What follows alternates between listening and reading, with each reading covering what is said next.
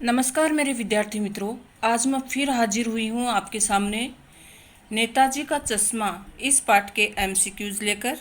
हिंदी क्षितिज से आज का हमारा चैप्टर है 10। इसके सभी इम्पोर्टेंट एमसीक्यूज आपके सामने लेकर आई हूँ।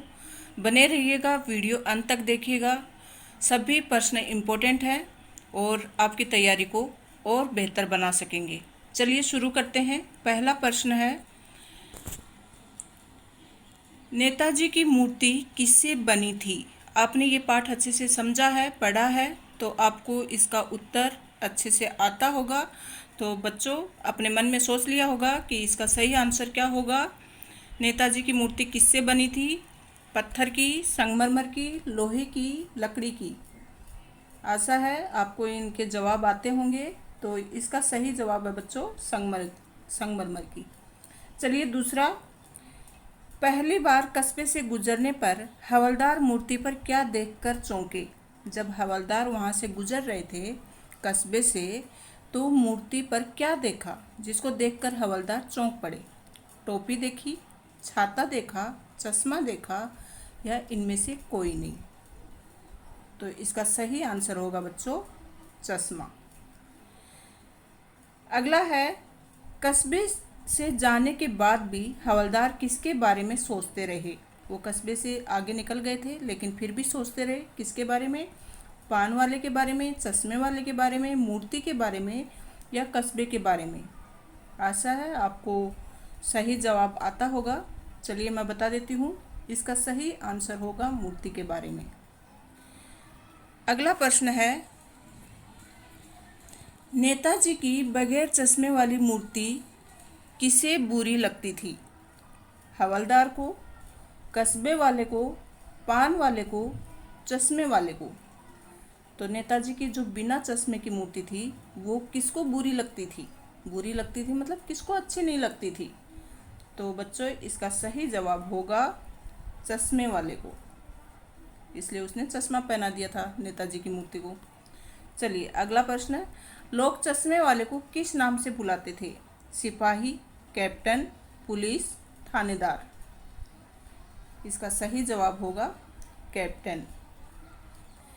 चलिए अगला प्रश्न, एक बार कस्बे से गुजरते समय हवलदार को मूर्ति में क्या अंतर दिखाई दिया? मूर्ति पर चश्मा नहीं था, मूर्ति टूटी हुई थी, मूर्ति गंदी थी, इनमें से कोई नहीं? तो हवलदार को दिखाई दिया कि मूर्ति पर चश्मा नहीं था। क्या ऑप्शन इसका सही होगा? अगला प्रश्न है बच्चों, हवलदार को किसका मजाक उड़ाना अच्छा नहीं लगा? मूर्ति का, पान वाले का, चश्मे वाले का, या देश का?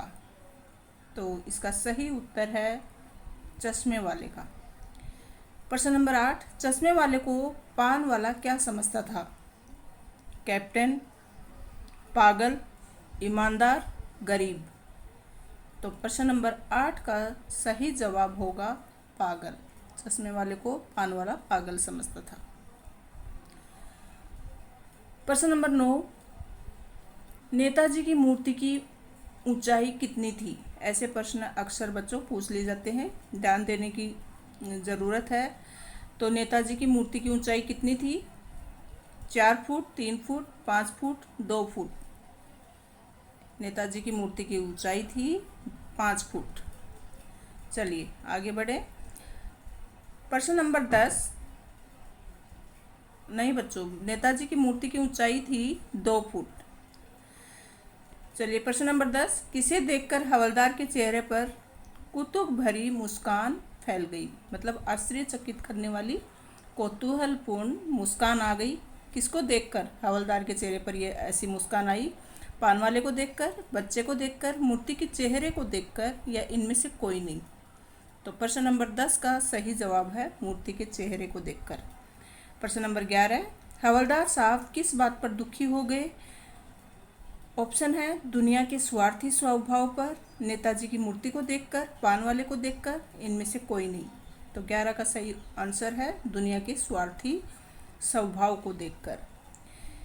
प्रश्न नंबर 12, चश्मे के प्रति पान वाले के मन में कैसी भावना थी? घृणा की, उत्साह की, उपेक्षा की, इनमें से कोई नहीं। तो प्रश्न नंबर 12, चश्मे वाले के प्रति पान वाले की कैसी भावना थी? उपेक्षा की। प्रश्न नंबर 13, हवलदार का स्वभाव कैसा था? शनकी, पागल, भावुक, देशभक्त। तो 13 का सही आंसर है देशभक्त। हवलदार जो था वो देशभक्त था। प्रश्न नंबर 14, नेताजी की मूर्ति पर सरकंडे का चश्मा किसने लगाया होगा? तो लास्ट प्रश्न का जवाब है बच्चों पान वाले ने, लेखक ने, हवलदार ने, किसी बच्चे ने।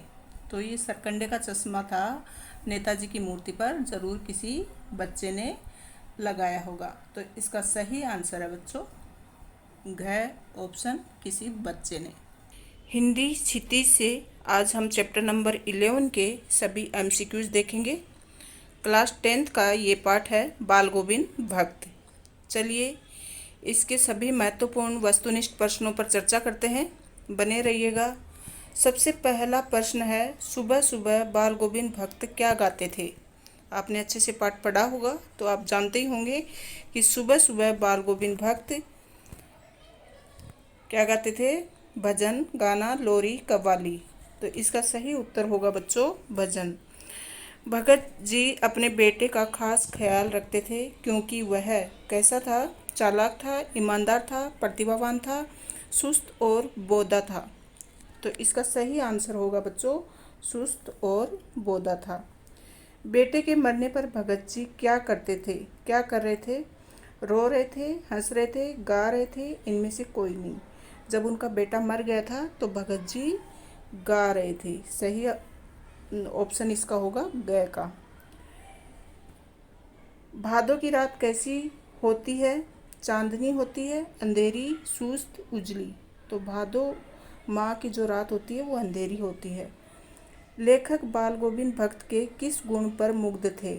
सरलता पर, सहनशीलता पर, मधुर संगीत गायन पर, या इनमें से कोई नहीं। तो लेखक जो है वो बाल गोविंद भक्त के मधुर संगीत गायन पर मुग्ध थे। प्रश्न नंबर 6, भक्त जी भजन गाते समय क्या क्या बजाया करते थे? क्या बजाया करते थे? ढोल, ढपली, गिटार, खंजड़ी। तो भक्त जी है भजन गाते समय खंजरी बजाया करते थे। प्रश्न नंबर 7, भक्त जी के बेटे का क्रियाकलाप किसने किया? बहू ने किया, लेखक ने, भक्त जी ने, पड़ोसी ने। तो भक्त जी के बेटे का क्रियाकलाप बहू ने किया। बाल गोविंद का व्यवसाय क्या था? खेती, दुकानदारी, पुस्तक विक्रेता, इनमें से कोई नहीं। सही उत्तर आएगा बच्चों बाल गोविंद भक्त का व्यवसाय था खेती। भक्त जी ने बेटे के मरने के बाद अपनी बहू की दूसरी शादी क्यों करवाना चाहते थे? ताकि उसके सुखद भविष्य के लिए, छुटकारा पाने के लिए, सबकी नज़रों में अच्छा बनने के लिए, इनमें से कोई नहीं। तो भगत जी का बेटा जब मर गया था तो वो अपने बहू की शादी करवाना चाहते थे। दूसरी शादी इसलिए करवाना चाहते थे ताकि उसका भविष्य सुखद रहे। तो ऑप्शन पहला उसके सुखद भविष्य के लिए। भगत जी की बहू उन्हें छोड़कर क्यों नहीं जाना चाहती थी? सामाजिक मर्यादा के कारण, संपत्ति के लोभ में, पति से प्यार होने के कारण, ससुर की चिंता के कारण। तो इसका सही उत्तर होगा ससुर की चिंता के कारण बहू भगत जी को छोड़कर नहीं जाना चाहती थी। बाल गोविंद भक्त किसके पद गाया करते थे? रहीम के, सूरदास के, कबीर के, तुलसीदास के। सही उत्तर होगा बच्चों कबीर के। बाल गोविंद के गीतों को सुनकर वहाँ उपस्थित सभी लोग क्या करते थे? उठकर चले जाते थे, झूम उठते थे, साथ में गाने लगते थे, इनमें से कोई नहीं। तो जब बाल गोविंद भक्त गीत सुनाते थे, भजन सुनाते थे तो सब झूम उठते थे। ऑप्शन ख सही होगा। भगत जी का बेटा कैसा था? समझदार था, सुस्त और बोधा था, चालाक था, बुद्धिमान था। सही उत्तर होगा सुस्त और बोधा था। बाल गोविंद के गीतों में कैसा भाव व्यक्त होता था? प्रभु मिलन का, देशभक्ति का, वियोग का, इनमें से कोई नहीं। ऐसे प्रश्न पूछ लिए जाते हैं अक्सर, कंफ्यूज नहीं होना है। बाल गोविंद के गीतों में प्रभु मिलन का भाव व्यक्त होता था। लखनवी अंदाज हिंदी क्षितिज से चैप्टर नंबर 12। इसके सभी महत्वपूर्ण एमसीक्यूज जो कि आपकी परीक्षा की दृष्टि से महत्वपूर्ण है। चलिए शुरू करते हैं बच्चों। आशा है आपने अच्छे से सभी पाठों को पढ़ रखा होगा और अब हमारा रिवीजन चल रहा है, एक तरह से टेस्ट सीरीज चल रही है। आप अपना टेस्ट देकर खुद का मूल्यांकन करें कि आपकी तैयारी कितनी है। डिब्बे में लेखक के प्रवेश करते ही नवाब साहब के आंखों में कैसा भाव दिखा। जैसे ही लेखक ने डिब्बे में प्रवेश किया तो नवाब साहब की आंखों में कैसा भाव था? खुशी का, असंतोष का, दुख का, संतोष का? तो नवाब साहब की आंखों में भाव था असंतोष का। नवाब साहब ने खीरों की फाँक का क्या किया? क्या किया? खिड़की से बाहर फेंक दिया, लेखक को दे दिया, खा गए, बच्चों को दे दिया। तो सेकंड प्रश्न का जो सही उत्तर होगा वो खिड़की से बाहर फेंक दिया। प्रश्न नंबर 3, नवाब साहब को कनखियों से कौन देख रहा था? बच्चा, लड़की, लेखक, इनमें से कोई नहीं। तो नवाब साहब को कनखियों से जो देख रहा था वो था लेखक। प्रश्न नंबर 4, नवाब साहब ने खीरों को खिड़की से बाहर क्यों फेंक दिया? अमीरी दिखाने के लिए, पेट भरने के कारण, तबीयत खराब होने के कारण, इनमें से कोई नहीं। तो खिड़की से बाहर जो खीरा फेंका था नवाब साहब ने वो अमीरी दिखाने के लिए। पहला ऑप्शन सही है। लेखक ने ट्रेन में सेकंड क्लास का टिकट क्यों लिया था? ऑप्शन इस प्रकार है, आराम से यात्रा करने के लिए, अमीरी दिखाने के लिए, नई कहानी के बारे में सोचने के लिए, इनमें से कोई नहीं। तो प्रश्न नंबर 5 का सही उत्तर होगा बच्चों नई कहानी के बारे में सोचने के लिए। प्रश्न नंबर 6, लेखक ने नवाब साहब से खीरा न खाने का कारण क्या बताया?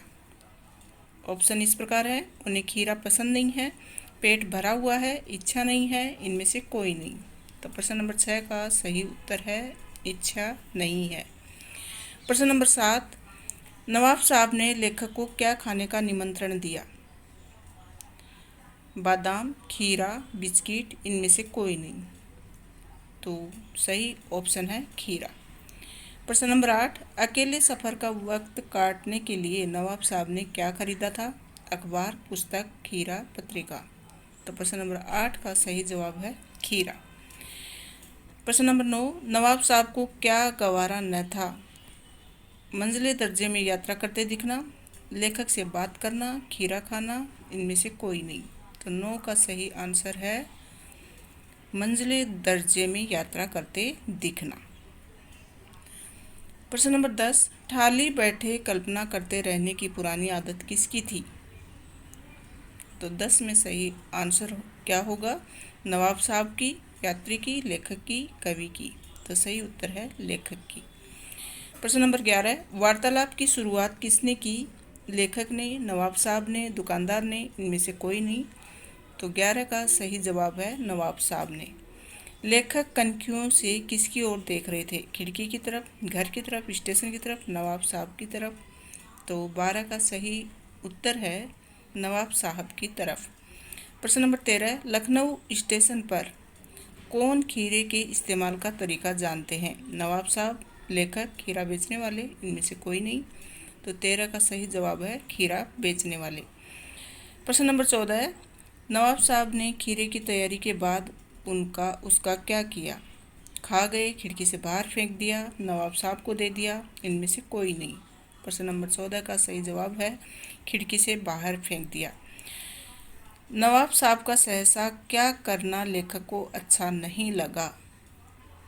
बात करना, खीरा खाना, भाव परिवर्तन करना, जेब से चाकू निकालना।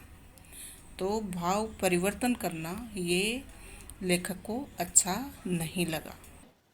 मानवीय करुणा की दिव्य चमक, हिंदी क्षितिज, क्लास 10 से चैप्टर नंबर 13। इससे पहले हमने 12 लेसन कर लिए हैं। उनके महत्वपूर्ण एमसीक्यूज अगर आपने नहीं देखे हैं तो डिस्क्रिप्शन में लिंक दिया हुआ है, वहाँ जाकर देख सकते हैं। आप अपनी तैयारी को बेहतर कर सकते हैं। चलिए आज का पाठ बिना टाइम वेस्ट किए शुरू करते हैं। पहला क्वेश्चन है, लेखक के लिए फादर को देखना किस जल में स्नान करने जैसा है? तो ऑप्शन इस प्रकार हैं, निर्मल, मृदु, खारा, स्वच्छ। पहला ऑप्शन है निर्मल, दूसरा मृदु, तीसरा खारा, चौथा है स्वच्छ। तो इसमें से कौन सा सही होगा? निर्मल। तो लेखक के लिए फादर को देखना निर्मल जल में स्नान करने जैसा है। दूसरा क्वेश्चन है, किनसे बात करना लेखक के लिए कर्म के संकल्प से भरना था? माँ से, बच्चों से, लोगों से, फादर से। सही उत्तर क्या होगा बच्चों? सही उत्तर होगा फादर से। फादर अपने अभिन्न मित्र डॉक्टर रघुवंश को क्या दिखाते थे? कपड़े, पुस्तकें, माँ की चिट्ठियाँ, इनमें से कोई नहीं। तो सही उत्तर होगा माँ की चिट्ठियाँ। प्रश्न नंबर 4, फादर के पिता क्या थे? डॉक्टर, व्यवसायी, पुलिस, इंजीनियर। 4 में सही उत्तर है व्यवसायी।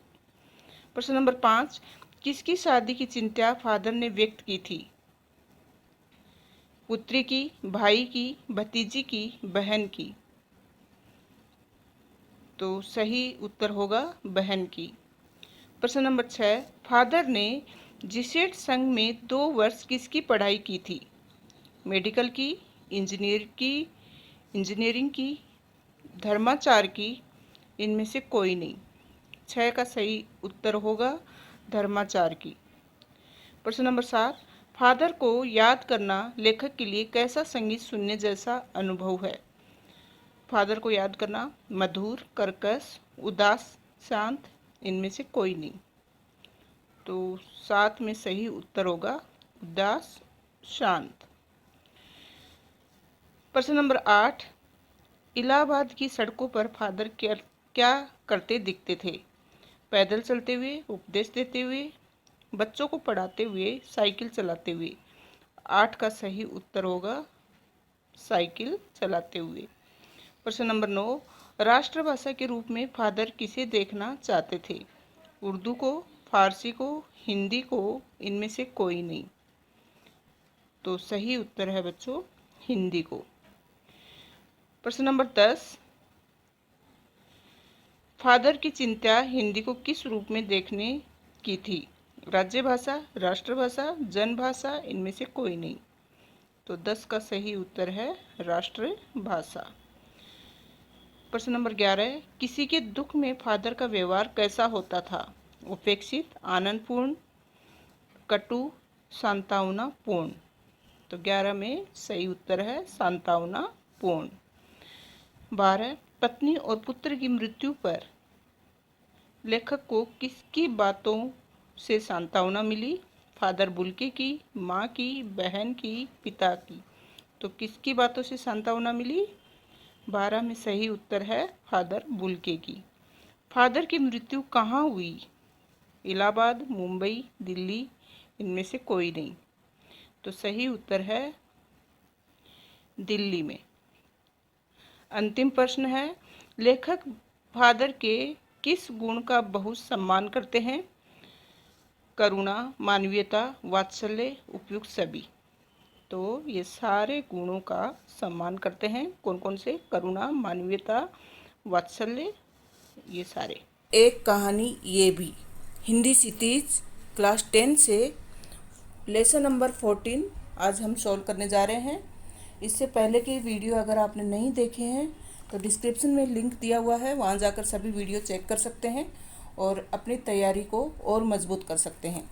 चलिए आज का लेसन शुरू करते हैं। इसके सभी महत्वपूर्ण MCQs जो कि एग्ज़ाम की दृष्टि से बहुत महत्वपूर्ण है और आप अपनी परीक्षा एक तरह से ले सकते हैं खुद की कि आपको ये लेसन कितना आता है। ठीक है, चलिए पहला प्रश्न देखते हैं। लेखिका के पिता का स्वभाव कैसा था? तो कैसा था? गुस्सैल, जिद्दी, रूखा, शक्की। तो लेखिका के पिता का स्वभाव था शक्की, मतलब शक करते थे हर बात में। दूसरा, लेखिका के पिता शक्की स्वभाव के क्यों थे? गरीबी के कारण, चिंता के कारण, अपनों के विश्वासघात के कारण, इनमें से कोई नहीं। दूसरे का सही जवाब है अपनों के विश्वासघात के कारण। अपनों ने ही धोखा दिया इसके लिए उनको हर किसी पर शक होता था। प्रश्न नंबर 3, किसकी जोशीली बातों ने लेखिका के रगों में बहते खून को लावे में बदल दिया? महात्मा गांधी, शीला अग्रवाल, पिता की क्रांतिकारियों की? प्रश्न नंबर 3 में सही उत्तर होगा शीला अग्रवाल की बातों में।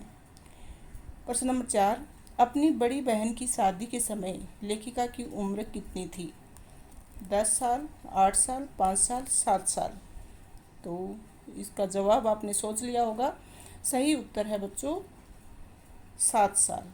लेखिका की शादी कहाँ हुई थी? दिल्ली, मुंबई, कोलकाता, इनमें से कोई नहीं। प्रश्न नंबर 5 का सही जवाब है कोलकाता।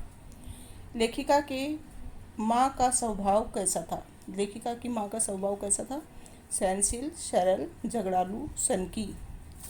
तो प्रश्न नंबर 6 में सही जवाब है सहनशील। लेखिका के पिता ने उसके व्यक्तित्व पर कब ध्यान देना शुरू किया? जब लेखिका के भाई बहन घर से चले गए, जब वह बड़ी हो गई, जब उसकी शादी हो गई, जब वह क्रांतिकारी बन गई? प्रश्न नंबर 7 का सही जवाब है जब लेखिका के भाई बहन घर से चले गए। प्रश्न नंबर 8, लेखिका के पिता राजनीति के साथ साथ और किन कार्यों से जुड़े हुए थे? शैक्षणिक, समाज सुधार, लेखन, इनमें से कोई नहीं।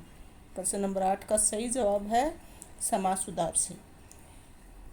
अगला प्रश्न है, सन 46-47 के दिनों में देश का माहौल कैसा था? देश को स्वतंत्र कराने का जोश उफान पर था, देश में युद्ध की स्थिति बनी हुई थी, स्वतंत्रता की तैयारी चल रही थी, संविधान तैयार किया जा रहा था? प्रश्न नंबर 9 का सही जवाब है देश को स्वतंत्र कराने का जोश उफान पर था। लेखिका के पिता ने उसका रोब देखकर क्या अनुभव किया? चिंता, प्रसन्नता, गर्व, क्रोध? तो 10 में सही जवाब है गर्व। प्रश्न नंबर 11, इस लेख में लेखिका का कौन सा व्यक्तित्व है सामने आया? गुस्सेल, उद्दंड, शर्मिला, स्वतंत्रता सेनानी? तो 11 का सही उत्तर है लेखिका स्वतंत्रता सेनानी स्वभाव की थी। कॉलेज की प्रिंसिपल किससे परेशान थी? शिक्षिकाओं से, लेखिका से, लोगों से, छात्रों से? 12 का सही जवाब होगा लेखिका से। लेखिका के व्यक्तित्व को बनाने बिगाड़ने में किसका योगदान रहा? माँ का, प्रिंसिपल का, पिता का? किसी का नहीं। प्रश्न नंबर 13 का है पिता का। लेखिका के किस व्यवहार से तंग आकर प्रिंसिपल ने लेखिका के पिता को बुलवाया? आंदोलनकारी, एसिस्ट, बिगड़ेल, झगड़ालू? तो लेखिका कैसे स्वभाव की थी? आंदोलनकारी, और इससे तंग आकर प्रिंसिपल ने लेखिका के पिताजी को बुलाया। स्त्री शिक्षा के विरोधी कुर्तकों का खंडन। इससे पहले हमने 14 लेसन्स के MCQs कंप्लीट कर लिए हैं, जो कि आपकी परीक्षा की दृष्टि से महत्वपूर्ण है और आपके रिवीजन के लिए अति आवश्यक है।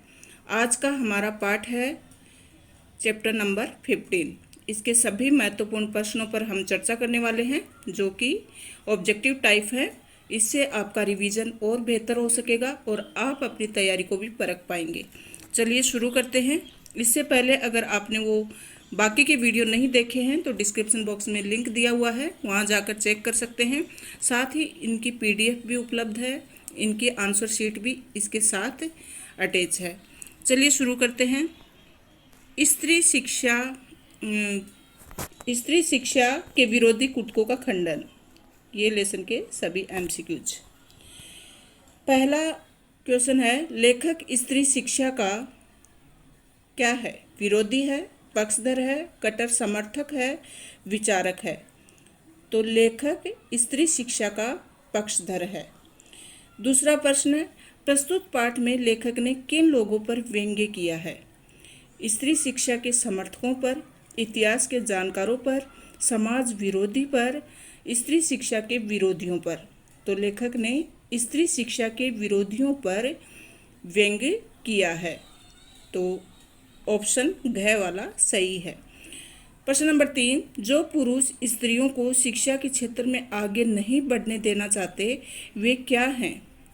पागल हैं, अशिक्षित हैं, अन्यायी हैं, इनमें से कोई नहीं। तो इसका सही उत्तर है वो लोग अन्यायी हैं जो कि स्त्रियों को शिक्षा के क्षेत्र में आगे नहीं बढ़ने देना चाहते। वो सभी लोग अन्यायी हैं, वो स्त्रियों पर अन्याय कर रहे हैं।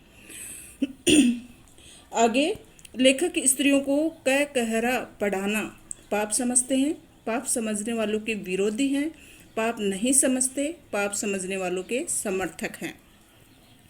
तो लेखक उन लोगों के विरोधी हैं जो स्त्रियों को कह कहरा पढ़ाना पाप समझते हैं।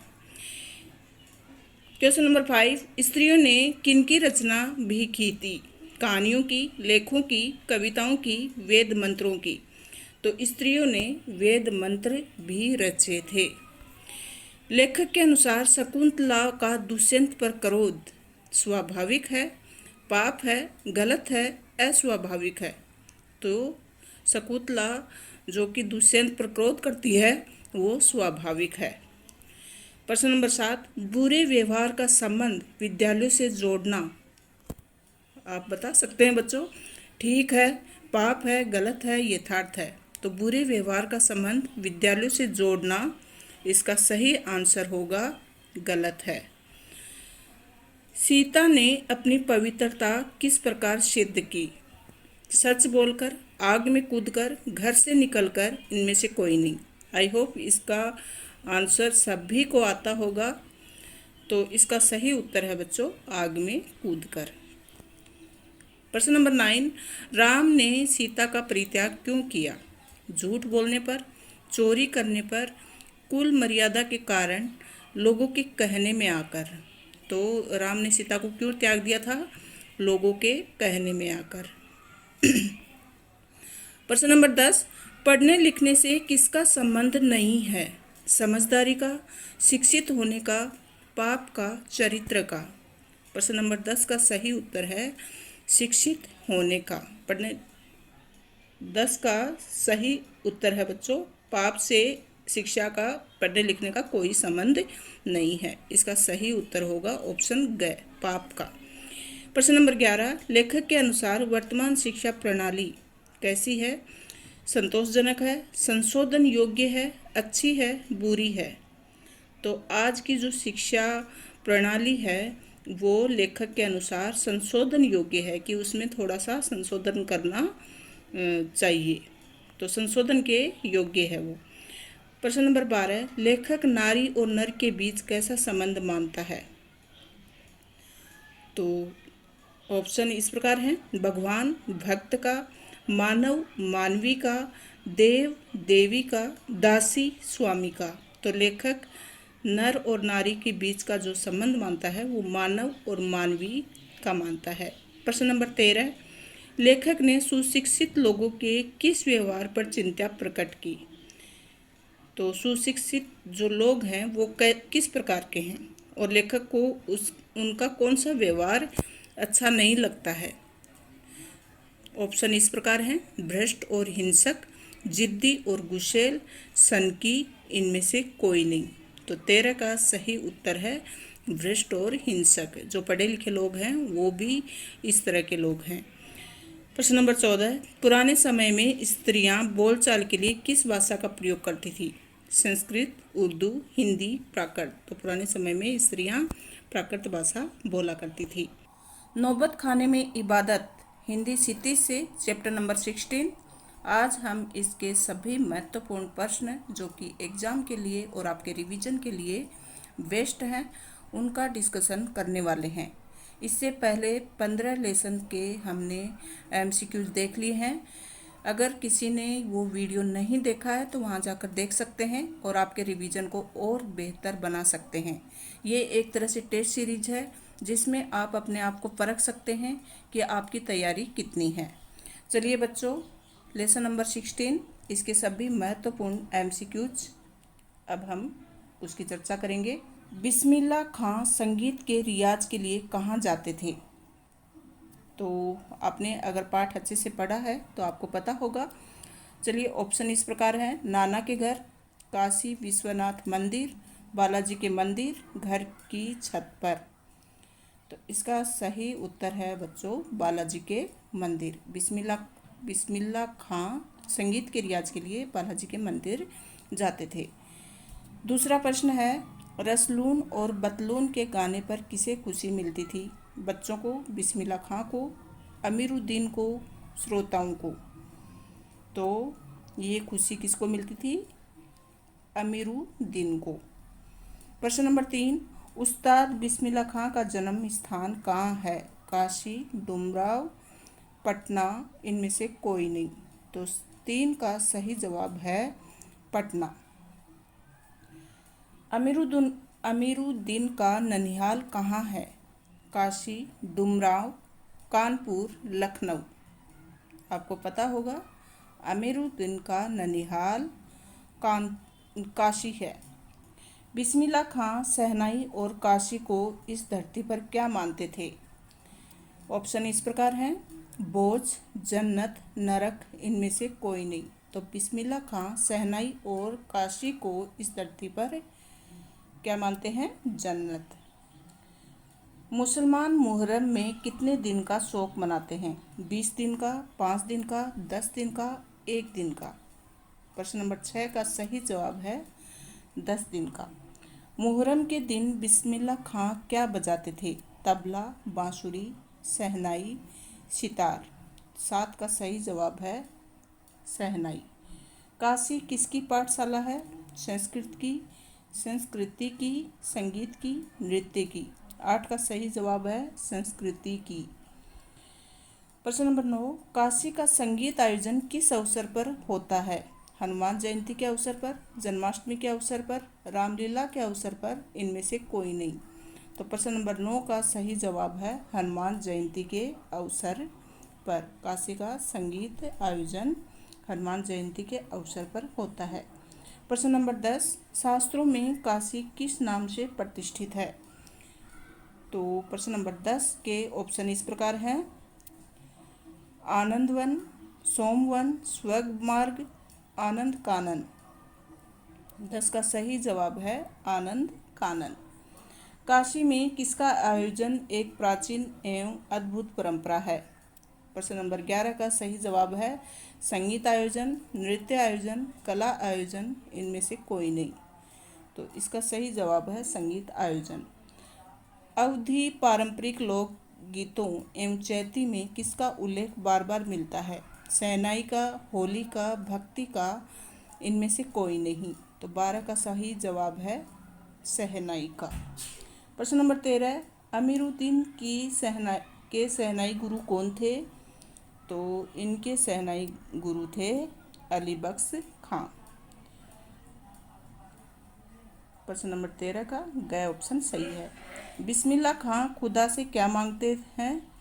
बिस्मिल्लाह खां खुदा से परिवार की सलामती, सच्चे सुर का वरदान, अपनी खुशी, एक शहनाई, क्या मांगते हैं? आपको इसका सही जवाब पता होगा। तो सच्चे सुर का वरदान। हिंदी सिटीज चैप्टर नंबर 17, ये आज हमारा लास्ट लेसन है। इससे पहले हमने 16 लेसन्स के MCQs कंप्लीट कर लिए हैं। टेस्ट सीरीज के अंतर्गत आज का हमारा लास्ट पार्ट है संस्कृति। इसके सभी महत्वपूर्ण MCQs यहाँ आपको देखने को मिलेंगे, जो कि आपके रिवीजन के लिए हैं, आपकी तैयारी को और बेहतर करने के लिए हैं, और साथ साथ आपको टेस्ट देने का भी मौका मिल रहा है कि आप समझ पाएंगे आपकी तैयारी कितनी है। चलिए शुरू करते हैं बच्चों। पहला प्रश्न है, मोती भरा थाल किसे कहा गया है? आकाश में खिले तारों को, खेत में लगे फसलों को, समुद्र को, वन को। आपको इसका जवाब पता होगा क्योंकि आपने ये पाठ पढ़ रखा है और आप तैयारी कर रहे हैं। तो इसका सही जवाब है बच्चों, आकाश में खिले तारों को मोती भरा थाल कहा गया है। संस्कृति का जनक कौन है? पेट भरने वाला, संस्कृत पढ़ाने वाला, तन ढकने वाला, ज्ञान पैदा करने वाला। सही जवाब होगा ज्ञान पैदा करने वाला। थर्ड क्वेश्चन, मनुष्य ने पेट की भूख शांत करने के लिए किसका आविष्कार किया? औजार का, आग का, बर्तन का, इनमें से कोई नहीं।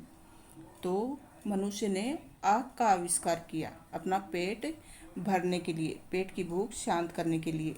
प्रश्न नंबर 4, मौसम से बचने तथा शरीर को सजाने के लिए किसका आविष्कार किया गया? आभूषण, वस्त्र, सुई धागे का, इनमें से कोई नहीं। प्रश्न नंबर 4 का सही जवाब है सुई धागे का। किसी नई चीज की खोज कौन करता है? एक संस्कृत व्यक्ति, एक वैज्ञानिक, ज्ञानी व्यक्ति, इनमें से कोई नहीं। 5 का सही जवाब है एक संस्कृत व्यक्ति। प्रश्न नंबर 6, गौतम बुद्ध ने अपना घर क्यों त्याग दिया था? मानवता के सुख के लिए, बौद्ध धर्म की स्थापना के लिए, प्रतिष्ठा पाने के लिए, इनमें से कोई नहीं। तो 6 का सही जवाब है मानवता के सुख के लिए। कि मानव को सुख कब मिलेगा? जब वह सांसारिक वासनाओं से दूर होगा। इसलिए गौतम बुद्ध ने भी घर त्याग दिया था। प्रश्न नंबर 7, कार्ल मार्क्स ने किसे सुखी देखने का स्वप्न देखा था? परिवार को, मजदूरों को, समाज को, इनमें से कोई नहीं। 7 का सही जवाब है मजदूरों को। संस्कृति का संबंध किससे होता है? विकास भावना से, कल्याण भावना से, आस्था से, विनाश से। 8 का सही जवाब है कल्याण भावना से। प्रश्न नंबर 9, मानव को सुख सुविधा देने वाले साधन क्या कहलाते हैं? संस्कार, सभ्यता, असभ्यता, प्रतिष्ठा। तो 9 का सही जवाब है सभ्यता। मनुष्य किसके अनुसार विभिन्न आविष्कार करता है? सोच के, संस्कृति के, सिद्धांत के, आवश्यकता के। 10 का सही जवाब है आवश्यकता के। जब बताया गया ना कि आवश्यकता आविष्कार की जननी है। जब तक मनुष्य को किसी चीज़ की आवश्यकता का एहसास नहीं होगा तब तक नई चीज़ का आविष्कार भी संभव नहीं है। प्रश्न नंबर 11, आत्मविनाश के साधन का आशय है? क्रोध, द्वेष, लोभ, हथियार। तो इसका सही जवाब होगा हथियार।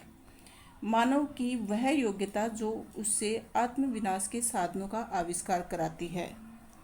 प्रश्न नंबर 12 का सही जवाब है, इसके ऑप्शन इस प्रकार हैं: असभ्यता, अनैतिकता, असंस्कृति, इनमें से कोई नहीं। तो इसका सही जवाब है असंस्कृति। प्रश्न नंबर 13, मनुष्यों से मिलने वाला ज्ञान उनके किस गुण के कारण हमें प्राप्त होता है? सौंदर्य के कारण, करुणा के कारण, सहज संस्कृति के कारण, इनमें से कोई नहीं। तो 13 का सही जवाब है सहज संस्कृति के कारण। प्रश्न नंबर 14, मनीषी किसे कहा गया है? वैज्ञानिक को, चिंतनशील को, आविष्कारक को, लेखक को। 14 का सही जवाब है बच्चों चिंतनशील को। यहाँ पर इन सभी प्रश्नों के उत्तर आपको देखने को मिलेंगे। अगर किसी प्रकार का डाउट है तो आप यहाँ से देख सकते हैं और वीडियो को अधिक से अधिक शेयर करें ताकि सभी CBSE के जितने भी बच्चे हैं 10th में पढ़ने वाले उनको ये फ़ायदा मिल सके, वो भी अपनी तैयारी को और बेहतर बना सकें। वीडियो को बार बार देखें ताकि आपकी तैयारी और मजबूत हो सके। अच्छा लगा हो तो लाइक कीजिएगा और वीडियो को देखने के लिए बहुत बहुत धन्यवाद।